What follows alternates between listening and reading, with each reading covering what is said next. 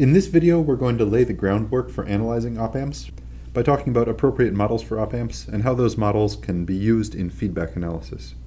Just as a reminder, this is what op-amps look like. They're chips that we see in the lab, and in schematics we draw them as triangles.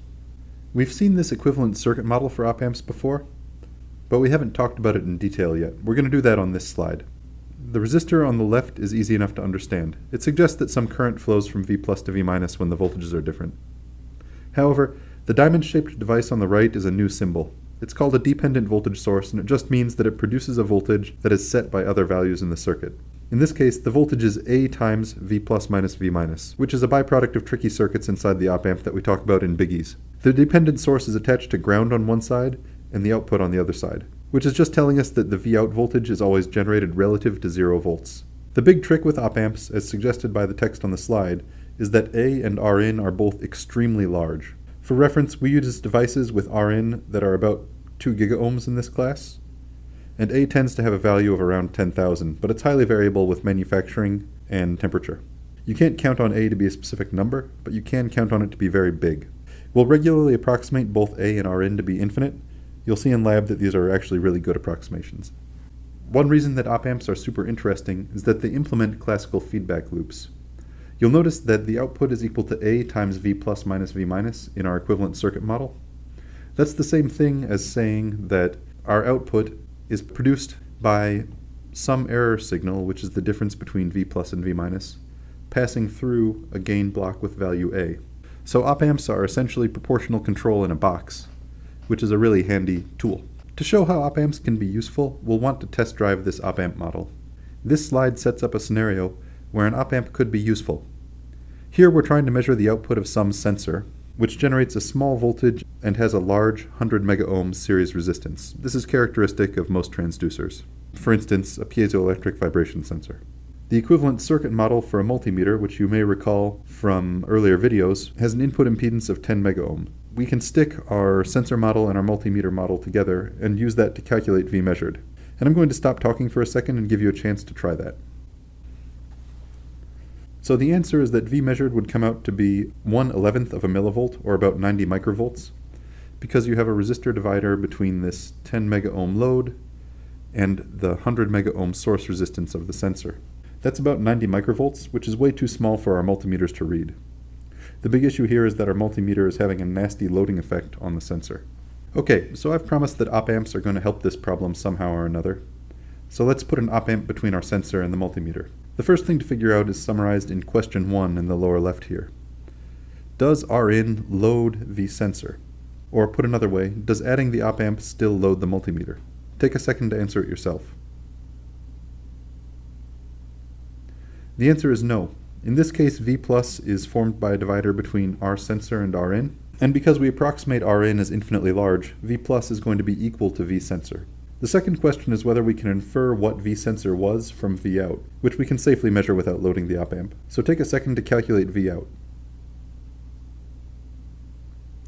You should have come up with the answer positive or negative infinity, depending on whether V sensor was bigger or smaller than 0 volts. In this case, V minus is 0 volts and V plus is V sensor, so V plus minus V minus is just going to be equal to V sensor. However, A is infinite, so we wind up with positive or negative infinity volts at the output.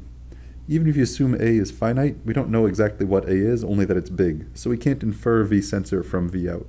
Also, a quick reminder, even if A is very large, the op-amp doesn't actually generate an infinite output voltage. It clips its output at the positive or negative power supply, which is a behavior referred to as railing out. This behavior trips up a lot of students because this op-amp diagram omits power supply connections. It's easy to forget that they're there.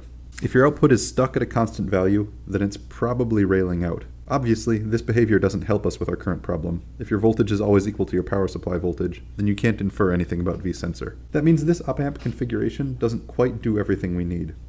However, this configuration doesn't use any feedback. It's in a configuration called open loop, because the output isn't connected back to the negative input. And we observed earlier that op-amps are really good at implementing feedback loops. Maybe some feedback will help. So let's take a look at this next configuration, which is referred to as unity gain buffer, for reasons that'll be clear by the end of this slide. But we've attached V out to V minus. That connection provides negative feedback, which we say is true if there's any connection from the output to the negative input terminal. In this case, the feedback is about as simple as we can make it. We've just connected the output to the negative terminal with a wire. We can analyze the behavior of this configuration by starting with the equation which defines the output voltage that we talked about earlier in this video. First, we need to figure out the values of V plus and V minus and substitute them into this equation. In this case, we know that V plus is equal to V sensor because Rn is infinitely large. So if we replaced it with an open circuit, V plus would just be connected to V sensor with no current flowing through R sensor. So the first step in this is trying to figure out the values of V plus and V minus and substituting those into the expression. In this case, we know V plus is equal to V sensor because Rn is infinitely large. So that means that no current flows through V sensor and there can't be a voltage drop across it to make V plus different from V sensor. So no current flows through R sensor, meaning there can't be a voltage drop across it to make V plus different than V sensor. We know that V minus is equal to V out because they're hooked together with a wire. Next, we do a few steps of algebra. We collect the V out terms on the left, and then we divide through to find V out's relation to V sensor. They're related to each other by the ratio of A over 1 plus A. Because A is really big, this ratio is very close to 1, which is an elaborate way of saying that the output voltage is the same as V sensor. So this circuit seems great. It's an ideal impedance buffer. We've made a copy of V sensor that can drive any impedance without loading problems, and also without loading V sensor in the process. Because it has a gain of 1 and we use it to buffer impedances, we usually call this a unity gain buffer. We're not going to dig deep into this because it's not the focus of this class, but you can get to the same result using the feedback theory you learned in E79. If we put a feedback factor of 1 between V out and V minus in the feedback model of the op-amp from earlier, then we can use Black's formula, which says that the closed loop gain is equal to the forward path over 1 plus the loop gain, to discover that the gain from V plus to V out is about 1, as shown here. So in summary, the op-amp equivalent circuit can be broken down to two major features. They have an extremely high input impedance, which means they don't load anything, and they have an extremely high gain, which means they need to be used in negative feedback.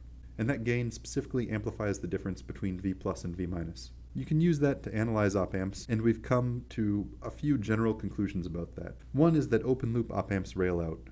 They generate voltages that are way too big, because the gain isn't controlled, and you can't figure out anything about V plus and V minus from them. Two is that closed-loop op-amps in negative feedback can be analyzed, and seem to give us good results. And the good result that we specifically saw is that unity gain buffers, which just connect the output to the negative input, are really easy op-amp circuits that make an ideal impedance buffer.